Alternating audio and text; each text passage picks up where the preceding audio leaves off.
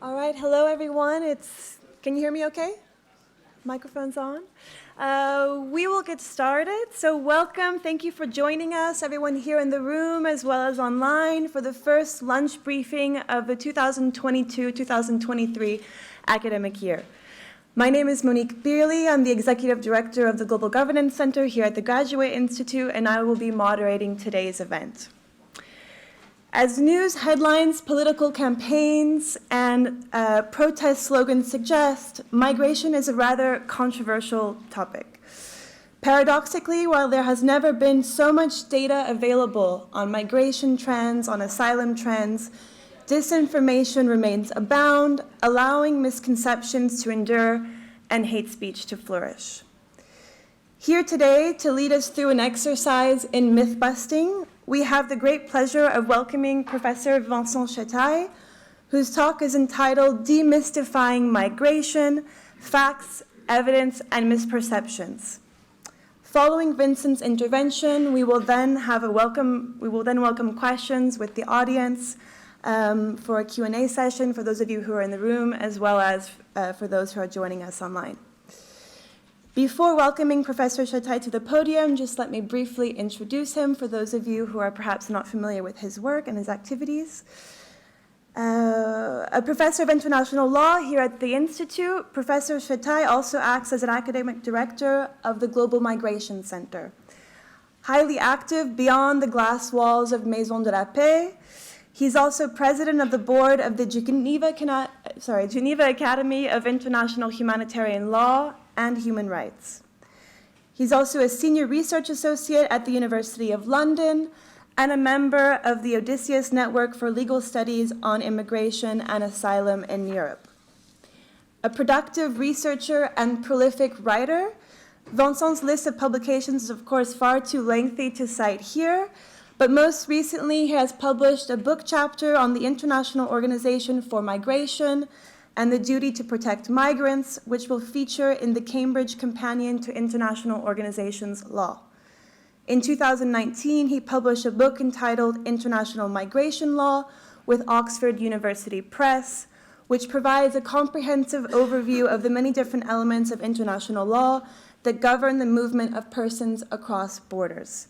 So for those of you interested in the role of international law and international organizations in the governance of migration, I highly suggest you consult his work. And with that brief introduction, I now give the floor to you, Vincent.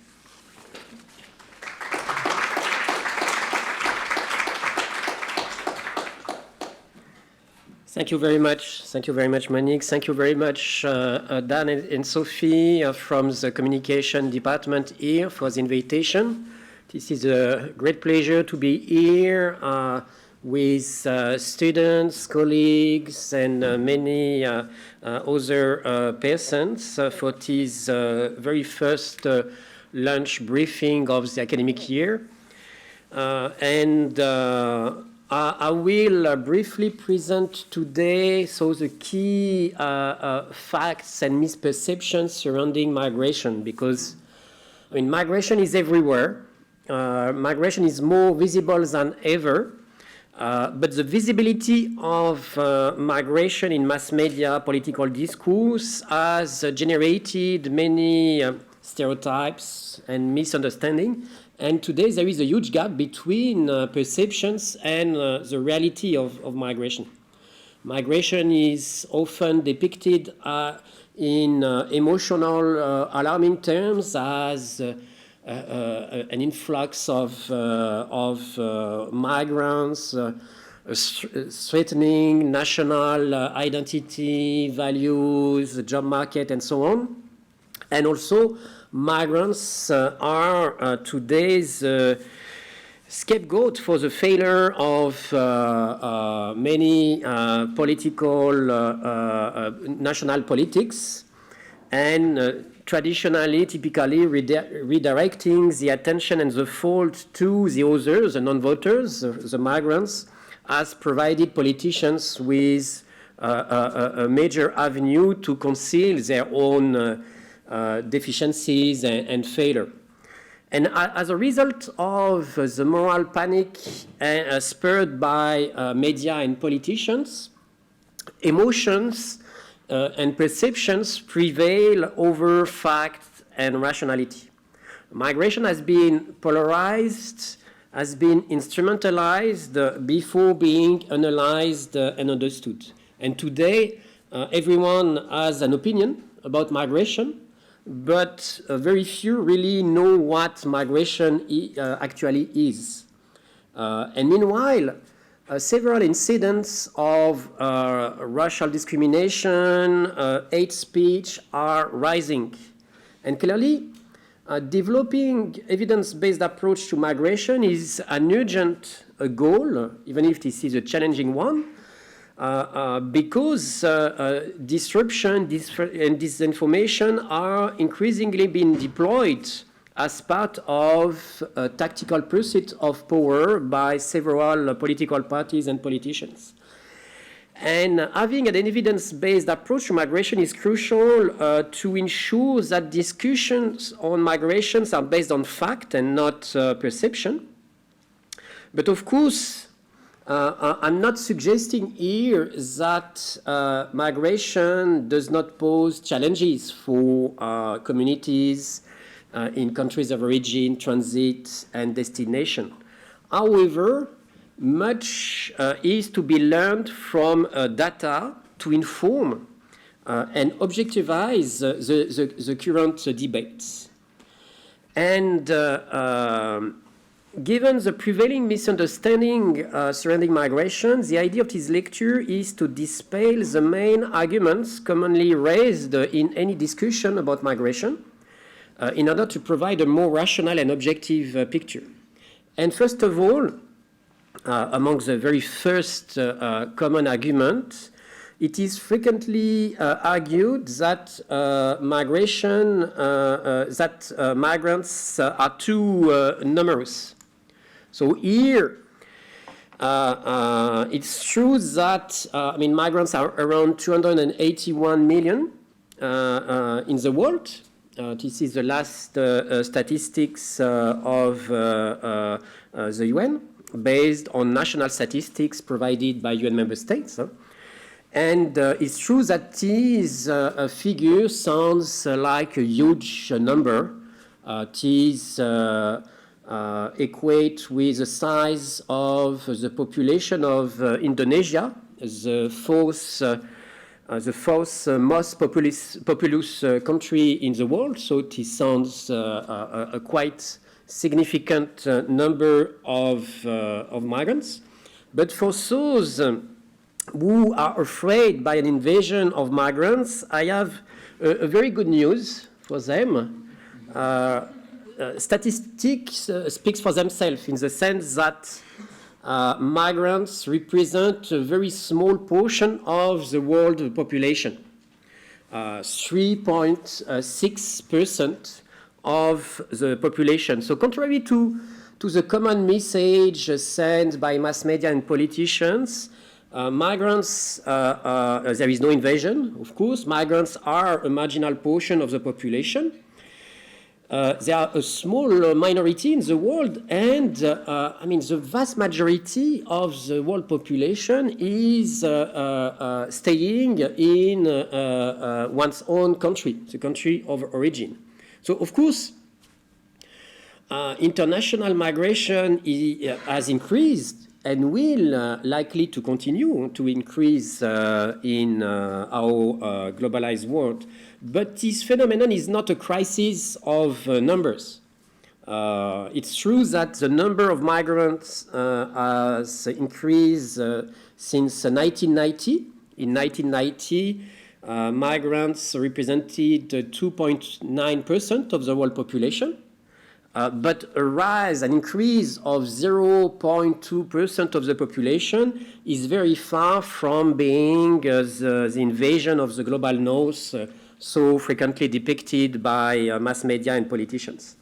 And by the way, most migrants are used to travel and to come for lawful reasons, through lawful avenues. Generally, work, family, and studies are the main grounds to come in another country. So this is another way to see and another enduring misperception concerns the destination of migrants, because frequently migration is portrayed as a movement from the global south to the global north. In reality, migration is not uniform across the world. It is shaped by economic, geographic, demographic, and many other factors, but there are several distinct patterns among regions. And interestingly, I mean, Europe and Asia are the largest destination for international migrants. You can find here the most recent data. And this means that Asia and Europe, they represent 61% of the destination of migrants in the world. So, and then the third destination is North America for 20%, followed by Africa, Latin America, and Oceania.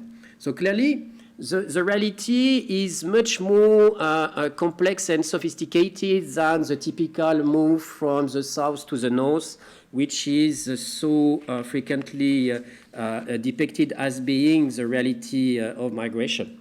And another way to capture the overall picture is the column, the right column. This is immigrant share of the population. So, and you will see that Oceania is the region where the immigrant share is more important than North America, Europe, and others. So there is a broad variety of patterns, destinations, and the share of migrants remain relatively quite modest when compared to the world, the national population. Here you can find, but I will be brief. This is another way to see the broader picture in terms of destination states and states of origin. So you can see here, I mean, a broad variety of destinations, including states from the global north and the global south, as such. I would like to come to another important aspect, which is also the subject of many misunderstandings. Most migrants come from middle-income countries. And here again, this is quite far from the image we have. The majority of migrants originate from middle-income countries, around 60% of the total number of migrants, if you look at the graph here. And this is important because here again, the common image is migration is an action against poverty. In reality, migration is a selective process simply because the poorest of the poor do not have the connections and resources to engage in migration. So the survival migration of the poorest is primarily within their country of origin, generally from rural to urban areas. But at the international level, I mean, most migrants are from middle-income countries, and this also highlights the fact that development initially leads to an increase rather than a decrease in migration.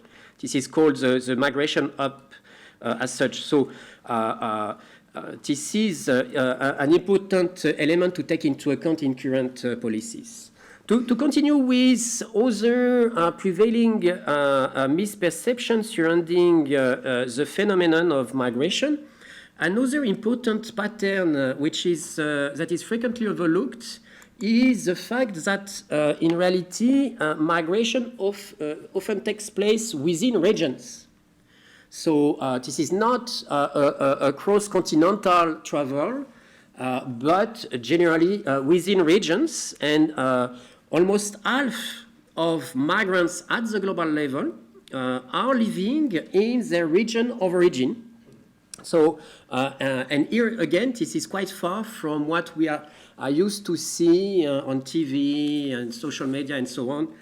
Europe has the largest share of intra-regional migration, with 70% of all migrants in Europe are Europeans living in another country. Then Sub-Saharan Africa has the second largest share of intra-regional migration globally, with 63% of all migrants living in Sub-Saharan Africa are from the same region. Okay, so migration is primarily from between countries of the same region as such. Okay, and this is, this reality contradicts the common perception that Europe is the main destination of African migration. Another way to capture this is the two graphs, one about migrants to, within, and from Africa, and the same migrants to, within, and from Europe. And in green, you can see that migrants within Africa are largely more important. So intra-continental migration in Africa is more important than cross-continental migration, and same for Europe. And also, coming from regarding migrants to Europe, in reality, in green, Africa is also represented, but the majority are from Asia. Okay, so clearly, the image of African migrants coming on the shores of the prosperous European continent is simply does not reflect the reality, and I will say even more when it comes to refugees, because when it comes to refugees, most refugees are hosted in the global south. There are the last statistics from UNHCR, and 83% of the total number of refugees in the world are hosted in low and middle income countries. So, which means that Western states are receiving a very small portion of refugees as such, and the majority and the great majority of refugees are hosted in the global south. You can find more here about the numbers. So the first country of asylum in the world is Turkey. Then Colombia, Uganda, Pakistan. Germany is the only Western state in the top 10 of the most, the major hosting country of refugees. So clearly, here again, this is just the opposite of what we have heard since the so-called refugee crisis in Europe in 2015. The crude reality is that refugees are hosted in the global south as such. And this is important to take this into account in order to have a sound and nuanced understanding of the reality of migration.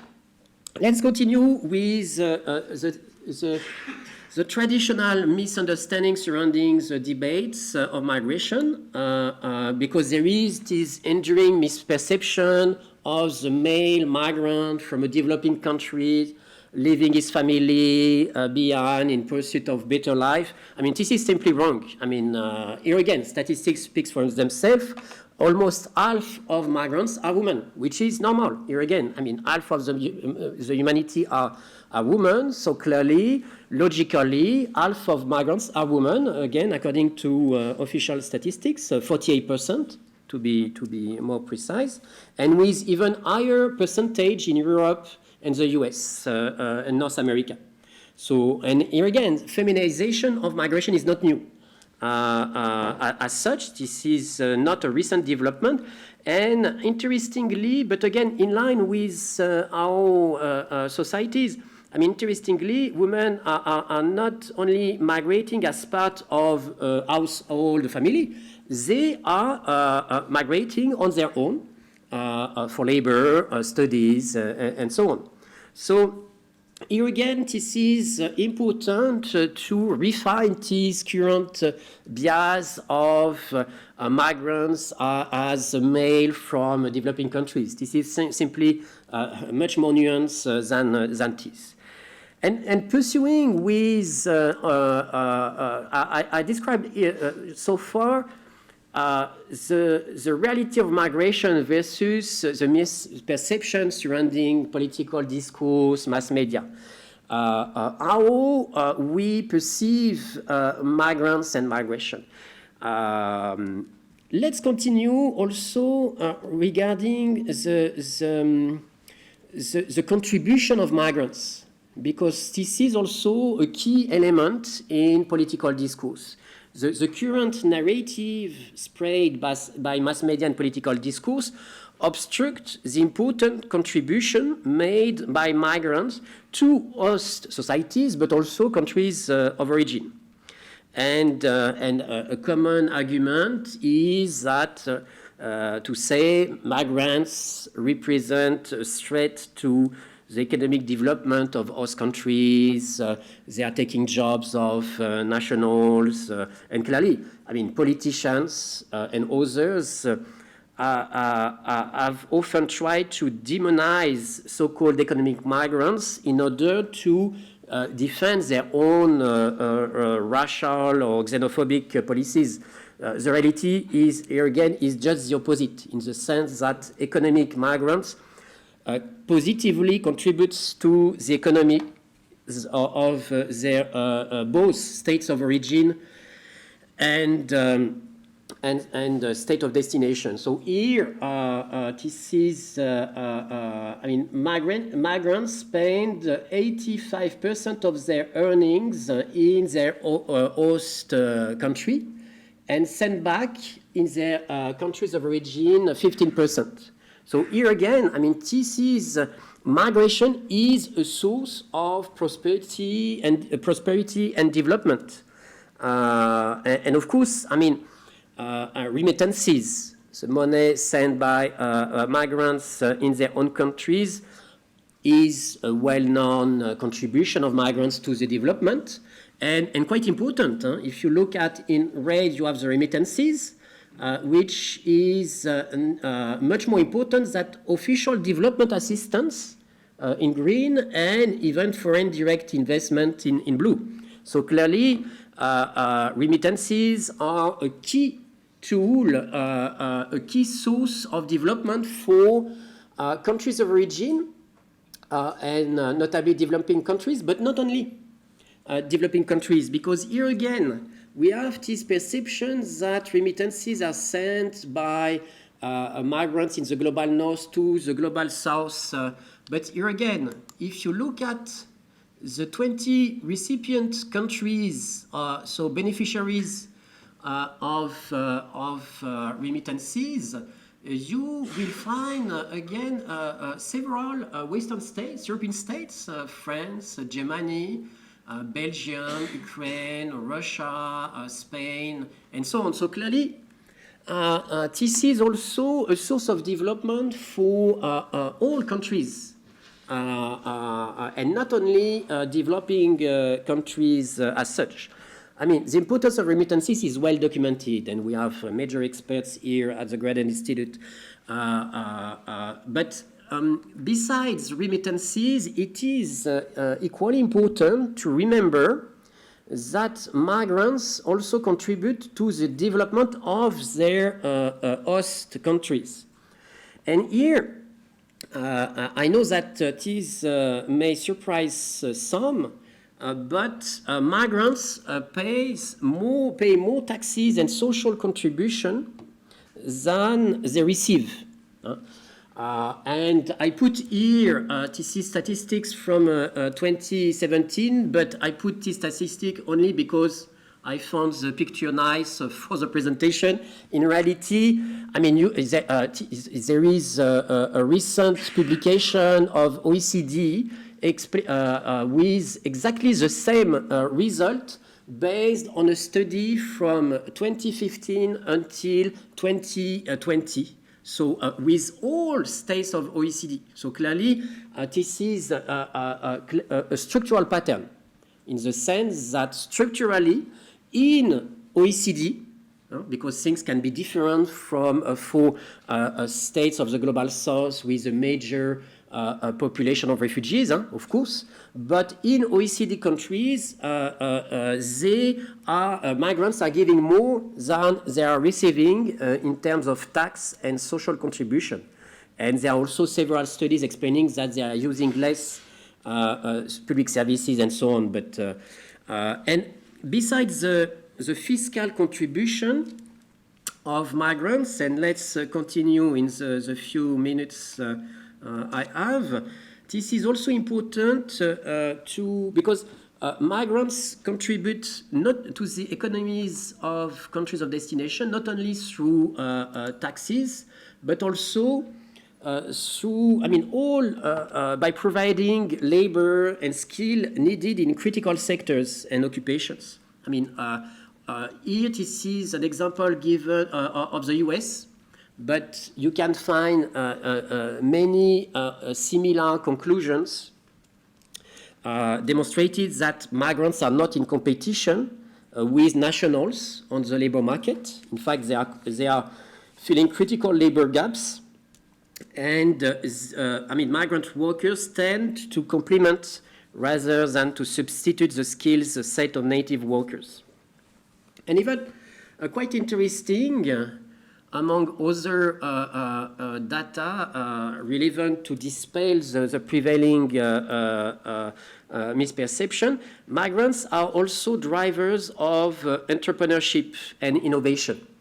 In the US, to keep this example, migrants represent 30% of all entrepreneurs, while representing only 13% of the total population.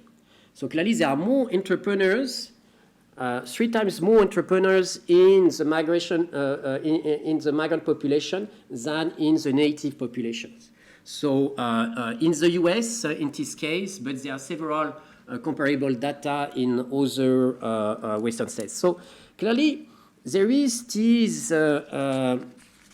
enduring misperception, and probably the very last one, just to close definitely the door of all these misperception.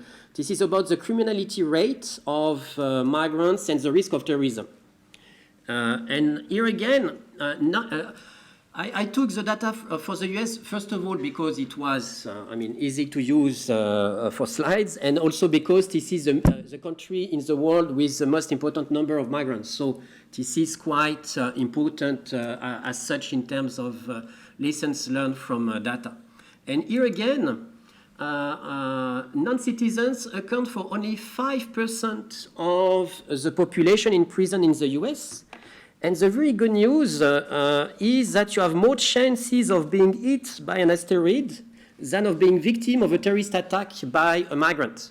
So clearly, here again, these simple statistics highlight how the production of communication, mass media, political discourse are obsessed by prevailing misperception.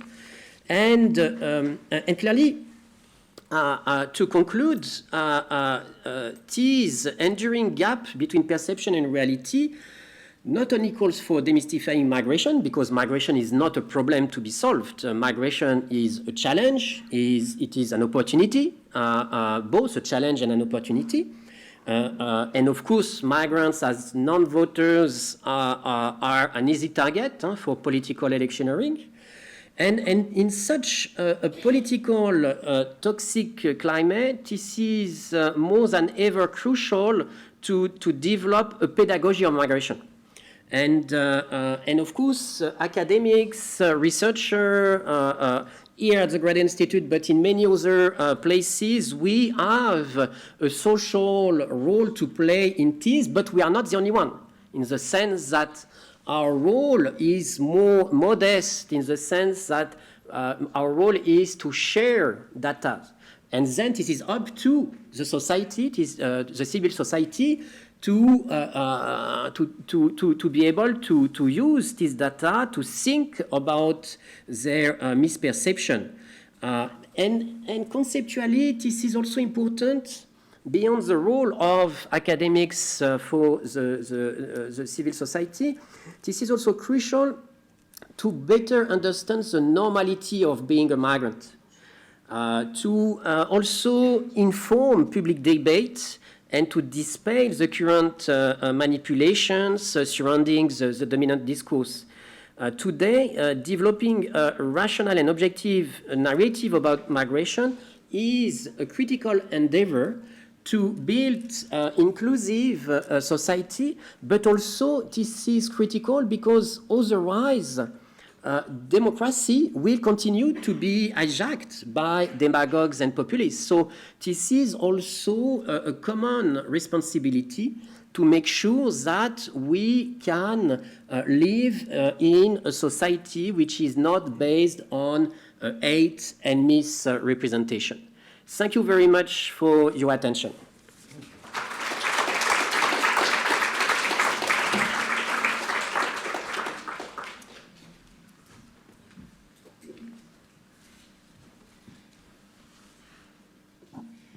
Thank you, Vincent, for this very clear overview of the various data sources that are out there, presenting a kind of summary of the statistical truths that we can work with in order to work against this misconceptions regarding migration. So now we'll open up the Q&A. I just ask that anyone who has a question, of course, you raise your hand, you wait for the microphone as this event is being recorded, and that you try to reserve your interaction to questions and not necessarily comments. So I open the floor. Who has a question?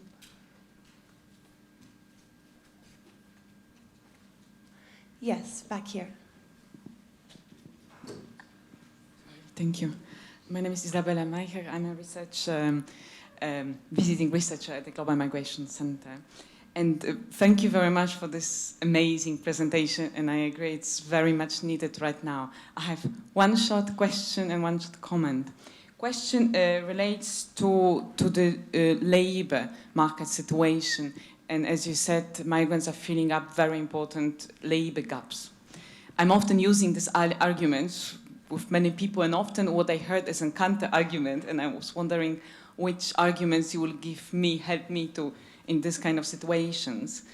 The counter-argument goes that because often they are underpaid or they are earning less than nationals, that's why they're often employed, and it's even, or especially, or even in the EU context. And the argument goes, yes, if the salaries will be equal, it will be in the interest of both. And other people say no, because then migrants won't be employed. So this is one big argument of both sides. I'm curious, what would you say about this? And one very short comment. As you finish your presentation saying that we all have a shared responsibility. And I think the myths about migrants and migration also goes on the level of language. Maybe many of you have realized that for some time, we often don't speak about migrants, about people who have regular stay, but especially in Geneva, we hear what expats. And maybe some of you sitting in this room, maybe they also started using word expat to explain or to explain their reasons of being in Geneva. So I think all of us have responsibility to continue using word migrants while being here with a regular status. Thank you. Thank you very much. Do we have another question maybe we can group together? Here, please. We have a question down here. Yes.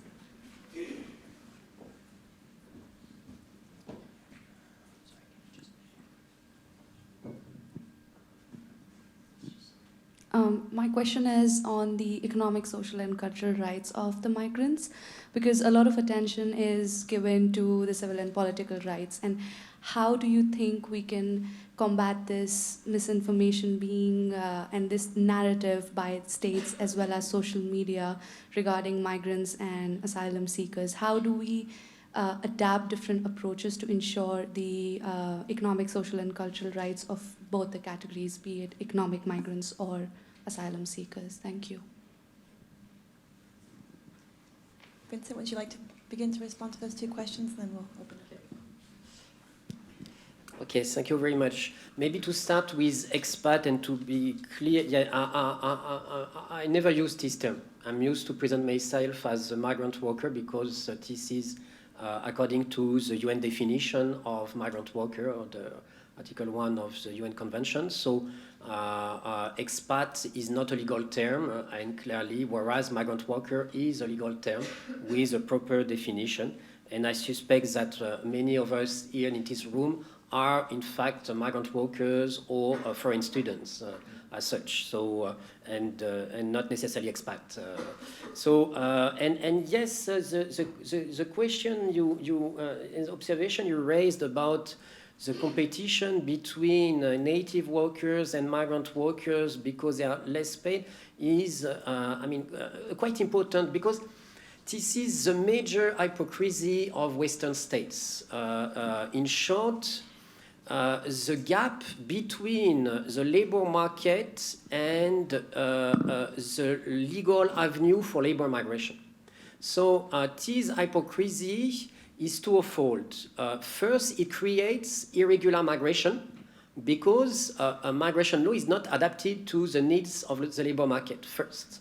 And second, these facilitate exploitation of undocumented migrants who are effectively less paid, less protected, because of this inadequacy between legislation on migration and the reality of the labor market. And clearly, to ensure proper equality between native and migrant workers would be to make sure that they have a regular status. They are protected like any others by professional associations, syndicates. They have the same salaries, the same rights, in order to make sure that irregular migrants are not exploited by employers. And another important point, because this hypocrisy is also, this is important to realize, because this is not only about the racial discourse of far right. This is a structural hypocrisy which must be addressed at some point. I'm used to say that if all undocumented migrants will disappear from Europe, Europe cannot survive at all. Agriculture is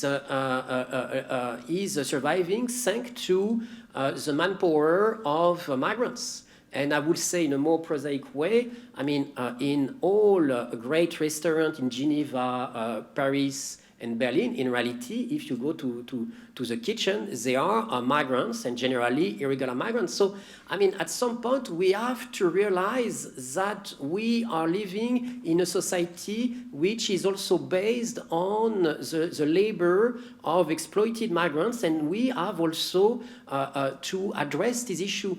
Of course, then this is too easy to say, okay, this is up to the citizens. Yes and no, citizens when they are voting, but at some point, this is also a structural inequality which is produced by the economic system and not only by political votation. So, and here this is an important aspect. Same for economic, political, and social rights. Equality is key here again. We all have an interest to make sure that migrants have equal rights in economic, social rights, because, as it was highlighted during the pandemic, it's not yet finished, but it was clear that the contribution of migrant workers was key, and also it was crucial to make sure that they also have access to vaccination, to healthcare, because we are all together in the same boat, and we have to ensure equal treatment in order to work in the same direction. So clearly, this is not only a question of human rights. This is also and social justice. This is also a question of the interest of all stakeholders, including hosting society, clearly. Thank you, Vincent. Do we have any other questions in the audience? Here up front.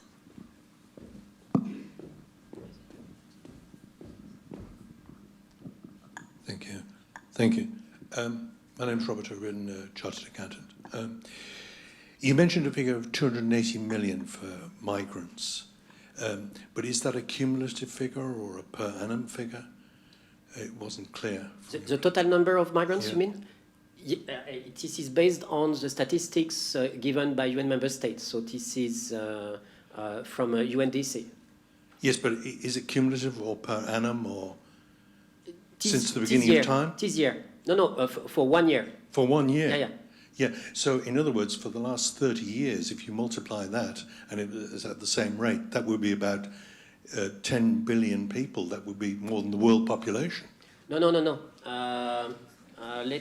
I'm not sure if I have the slide here, but in fact, to give you another example, 2 years ago, it was 5 million less than 281 million. So overall, this is 280 million of total number of migrants in the world, and there is an increase of 3 million per year, but no more. This is not accumulative. This is based on the current number of migrants as they have been registered and calculated. Yes, but if you multiply it over the last 30 years, you're going to get more than the world's population. No, it because... doesn't make any sense. No, in the sense... I'm not sure. Maybe I will check if I have the slide, because I finally... it was initially in my slides, and finally I decided to but this is...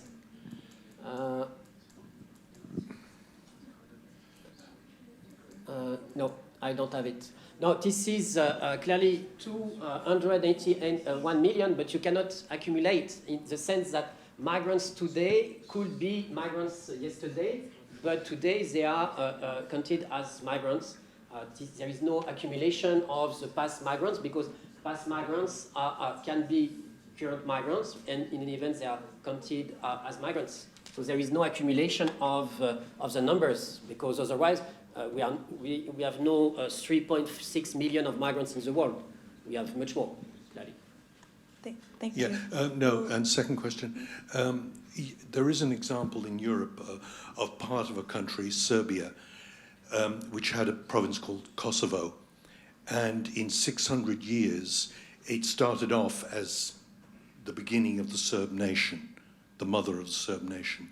And after 600 years, it became occupied by people from another country with a different religion.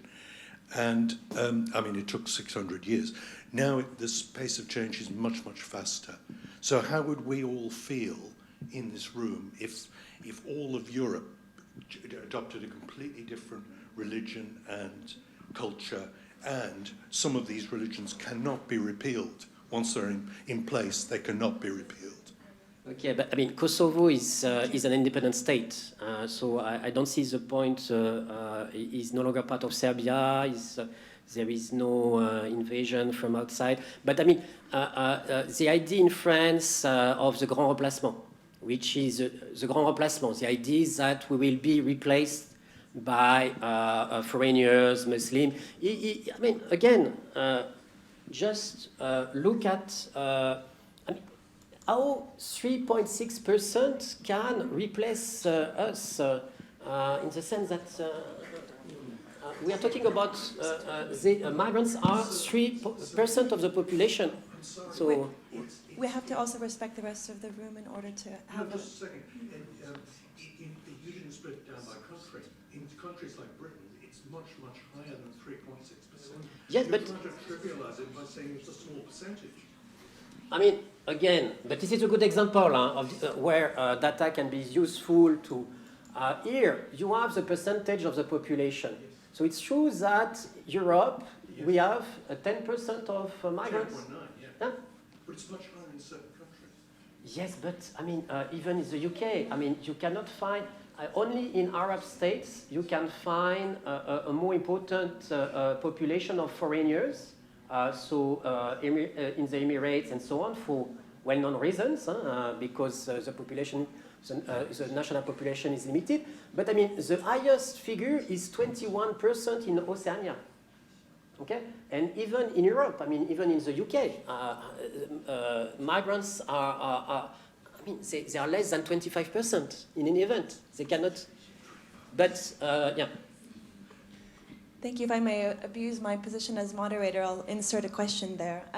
Several times through the presentation, you mentioned that statistics speak for themselves. And what I find quite interesting as someone who's interested in the politics of quantification, the politics of data, is precisely how in certain situations, data can be weaponized to make counter-arguments or counterclaims. So to what extent, I mean, to some extent, your presentation shows that the data is out there, but myths and misconceptions continue to sort of live and circulate in our everyday lives. So, you know, what's the risk of data being weaponized? Secondly, how do we also sort of ensure that data informs better decision-making processes? You know, today producing numbers itself is quite controversial and polemical. This year in February, for example, the president of Turkey decided to fire his chief statistician when they essentially released numbers showing that inflation rates were soaring.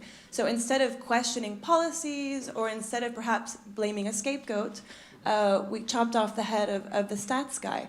So what's also, you know, the leverage that one might have for ensuring that data informs policy-making processes? No, very good point, because of course perception, including misperceptions, are shaped by a dominant discourse, by political events and influence, economic ones, and so on. Of course, what is important for us as researcher and academic is to make sure to test the methodology, first of all, of the statistics and so on. And here, I mean, all statistics I've given are, I mean, validated and based on official statistics, because you can always find false statistics, figures, and so on. So here, the UN division on statistics is, of course, I mean, no data is perfect, of course, but this is, I mean, these statistics and data are based and tested within the UN and based on the ones provided by UN member states. But of course, clearly, I mean, imagine that all the data in these 10 slides were known by voters before, let's say, the recent French election. Probably that far right was not so prominent. So clearly, of course, this is in French un enjeu de pouvoir.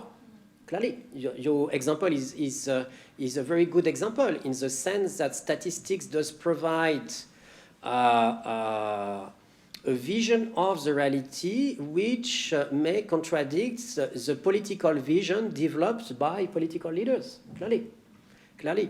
So, and this is, but again, I mean, we have a role here at the Graduate Institute, but this is also, we are just here to find the proper data, and then this is up to political parties, civil society also to be informed by the relevant data. And the fact is that with social media, clearly, I mean, someone who is convinced that migrants are a threat will always find some data somewhere to justify his or her bias, clearly. Thank you very much. Do we have another question in the audience down Yes. here? Thank you very much, Vincent. This was extremely interesting and extremely important indeed to put to question some of our key myths. In fact, my question came just before you answered the last point, and I was going to say, isn't it a bit optimistic on your part to say that if we had those figures before the French election, people would have changed their mind? So the question is really about how do you find ways in which indeed those factual or quasi-factual, like you say, the statistic is only as good as it can be, but nevertheless it reflects a serious work of social scientists to count those things. So how do we make sure that those figures are the ones that are shared, discussed, and spread including in places where they are not in general being spread? And how do we make sure that they are really indeed countering very deeply ingrained perceptions and convictions? Very good. Maybe we'll group with the second question. Yeah, because my question actually follows up quite nicely on that, because you talked about the role of academia, and if academia doesn't reach out to voters or politicians, do you have a sense of where it is lacking? Are there too few academics in politics, in civil society organizations?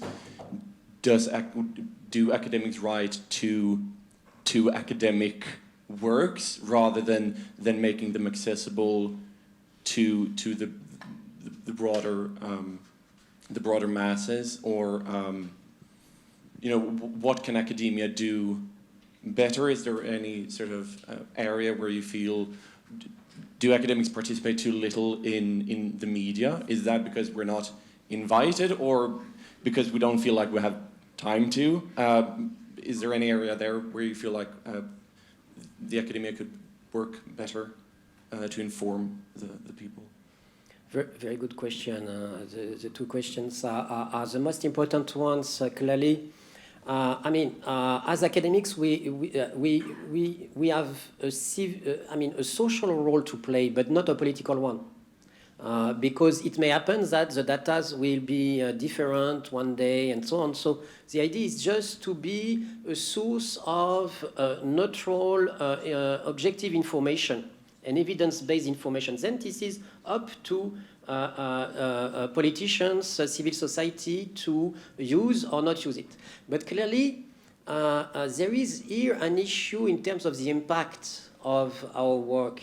And to be totally transparent, for a while I was used to refuse the interview by journalists simply because I was used to stay several hours to explain them there is no invasion.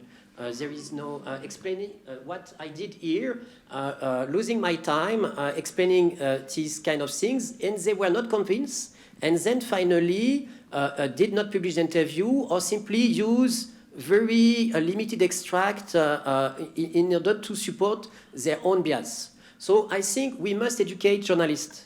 If we have a role as academics, academics must educate journalists. They must educate politicians. They must educate also diplomats and on these notions and data in order also to have a proper understanding. Because now it's true that it was, this is easy to say so, it was more easy to say so in 2015, where all Europeans were convinced about an invasion, including journalists, of Syrian refugees and so on, whereas in reality they represent 1.4% of the EU population. But now, since the so-called crisis of 2015, journalists are more aware about the need for a balanced and evidence-based narrative, clearly. And this is why now I'm accepting more interviews also, because I see that there is a progression here in the narrative, in the understanding of, and because also of many, there are training for journalists about these kind of things provided by academic institutions, IOs, and so on. So clearly, there is a way to improve things. But again, you will never, the true racist will remain a true racist. I'm sorry to say so. What is important, the evidence-based approach to migration is important for the majority of those who feel that they are not represented by the political system and are voting far right only because there is no other alternative, and they are consuming this kind of rhetoric because, I mean, this is easy to take and to consume this rhetoric against migrants. But the truth is that true racists are not so numerous, contrary to the common belief. The fact is that they are more influential than many others, but they are not. And the key opportunity here is to make sure that proper data information is correctly shared and spread by mass media, clearly. And there is an improvement, frankly, compared to 2015. Thank you. We have just a few minutes left. Yes, I have a question. Sorry, who has the microphone? I'm We here. have one last question here, and then in the back, yes. Go ahead, why don't you start then? Thank you very much, Professor, for that electrifying presentation. I am Mohammed from the Gambia, enrolled in the MINT program on the mobility track. If migration might be an action against poverty, as you put it, we've witnessed a lot of migration from the global south to the global north, mostly migrants who are in search of economic prosperity. And we've also learned that migrants contribute more taxes than they receive benefits in education and in health, especially migrants from the global south to the global north, especially migrants who have regularized their status. Now, how do we make sure that we close this gap as an academic or as governments around the world? Thank you. One question here, and then Yes. maybe one online after before we close. Yes, thank you very much. While I'm absolutely sharing what you said about misperception, my question relates now to what happened in Sweden. This is a very high-level, educated population with a critical approach to issues, with a very good sense of diversity. And against this, you have a voting process in something like 8 years, which brings a far-right party from 5% to 22%. And it's based on the perception of a migration stock and of a migration flow. This is the key issue if you look at the political party and why people did vote for them. So what is your view on this? The second question is, we do see increasingly states, and not only individuals, using migration as a political arm, a weapon. I'm referring to Belarus very recently, and the way it has been channeling in a different context, migrant from coming from different part of the world towards Poland and other countries. What is your perception of this? Thank you. And then just one last question from online. Vincent, you'll have to pick and choose as we near 1:30. So there are about 5 questions. You'll just have to pick one. All right. So Richard Hill he's a PhD in statistician from Harvard, and he goes, there is a famous quip, there are lies, damn lies, and statistics. This presentation is perfect illustration of that.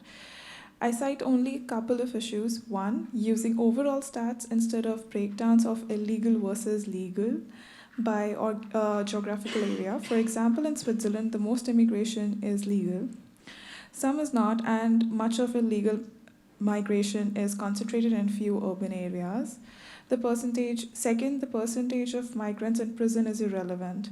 So his question is, what is relevant in the comparative percentage, that is, the percentage of migrants in prison higher than the percentage of non-immigrants?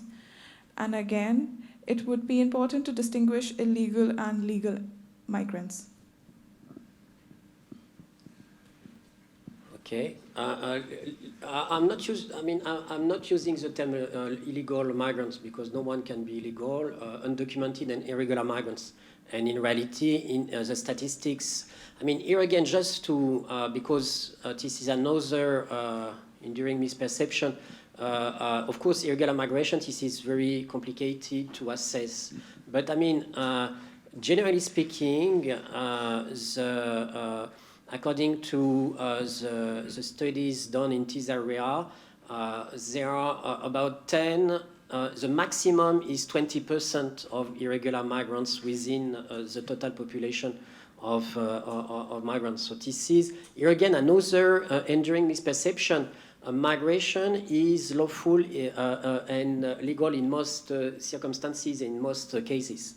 Irregular, but it's true that irregular migrants, undocumented migrants, are more visible than regular migrants, and this explains these impressions that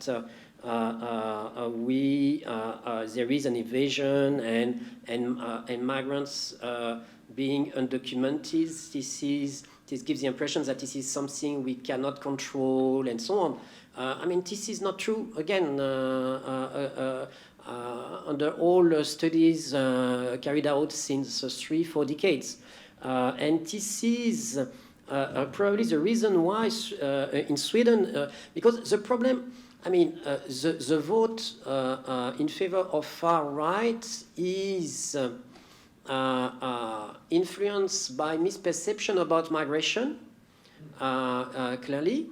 But also it is a product of the failure of the current political regime also, in the sense that politicians are unable to address the main anxiety of their voters and the main challenges, climate change, underemployment, and so on. So this is broader than migration is just, misperception about migration is just an excuse to vote, but this is broader than this.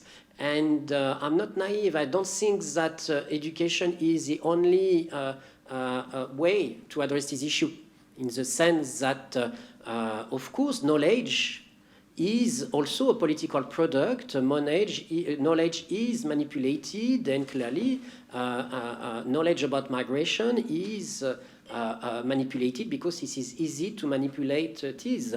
And today, this is quite ironical in the sense that you mentioned Belarus, and I published some papers on this because the idea, the risk of an invasion is so important in our minds that it is now used by other states to put pressure upon European states. Turkey did so in the past, Morocco 2 years ago, and last winter it was Belarus. And the problem, this is telling more about us than about the reality of migration. This highlights our obsession and fear about migration more than about the reality of migration. What's happened last summer, we are talking about 700 asylum seekers, mainly from Iraq, Syria, and Afghanistan, who came by a visa in Belarus and then pushed by Belarus to Poland. Okay, so this is a very marginal number of migrants in reality, but it has created collective hysteria in Europe during all the winter. And here there is a key issue, because this highlights the collective hysteria surrounding migration and the fact that a few hundred migrants can create the panic among the EU. First, and second, what was even more surprising is that, I mean, by the way, a refoulement done by Poland is continuing on the border of Belarus.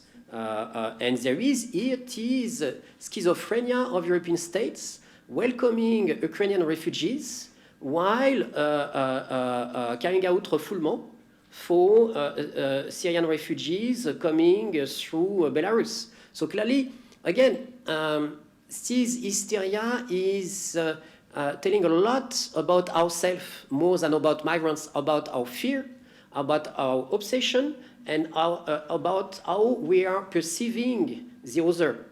Because the other, when he is or she is Ukrainian, is welcome. When the other, when she is from Syria, this is the panic. Whereas, I mean, we have been able to accept and host 6 million of refugees from Ukraine, which is great. So, and there is this imbalance of data figures based on the origin of migrants, which is quite disturbing, clearly. Thank you, Vincent. We could obviously talk for hours, but we're going to have to end things there. Thank you, everyone, for coming today, for your questions, for your curiosities, your interests. Thank you, of course, to Vincent, and hope to see you at the next lunch briefing. Thank you.